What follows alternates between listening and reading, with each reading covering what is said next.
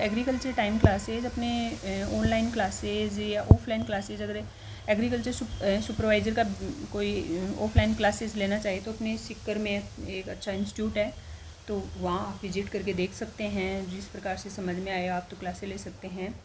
तो जैसे bacterial disease हैं और उसको कौन सा बैक्टीरिया फैलाता है उनके बारे में चर्चा करेंगे अपन। जैसे सबसे पहले है विल्ट ऑफ सोलेनेसी क्रॉप्स। जितने भी सोलेनेसी क्रॉप्स हैं उसमें विल्ट कौन करेगा? बैक्टीरिया करेगा। जैसे टोमेटो की विल्ट और राल्स्टोनिया, इसी का दूसरा नाम कर दिया स्यूडोमोनास सोलेनेसीरम्स। ये जीनस हो गया और ये इसकी स्पीसीज है। तो विल्ट ऑफ सोलेनेसी क्रॉप्स में विल्ट करेगा ये। वाइल्ड फायर ऑफ टोबेको में अगर वाइल्ड फायर है तो इसका जिम्मेदार कौन है? तो स्यूडोमोनास साइरेंजी पेथोआर टेबेसाई। तो आप थोड़ा सा ध्यान में रख लेना इसको। और फ्लोरेसेंस स्यूडोमोनेंट्स से भी बोला जाता है इसको।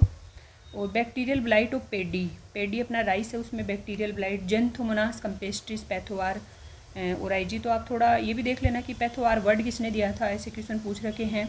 सिट्रस कैंकर है वो बैक्टीरिया के द्वारा होता है। जेंथोमोनास एक्जोनोपोइडेस पैथोआर सिट्राई हो जाएगा। ब्लैक आर्म और irregular leaf spots of cotton, ये इंपॉर्टेंट डिजीज़ है कॉटन की। जेंथोमोनास कंपेस्ट्रिस पैथोआर मालवी सीरम इसी के साइंटिफिक नेम से ही है कॉटन के। ब्लैक रोट ऑफ क्रूसीफेरी, ये भी किससे होगा? बैक्टीरियल डिजीज़ है। सबसे पहले तो यही पता होना चाहिए कि बैक्टीरियल डिजीज़ है या फंगल डिजीज़ है। Xanthomonas campestris pathovar campestris. Crown gall और पेपल, बहुत सारे एग्जाम्स में पूछा जाता है। तो Agrobacterium tumefaciens. Soft rot of vegetables में जितना भी सॉफ्ट रोट हो जाती है वो इरविनिया क्रेप्टोवोरा के द्वारा होती है, जीनस और species. Fire blight of pear and Apple.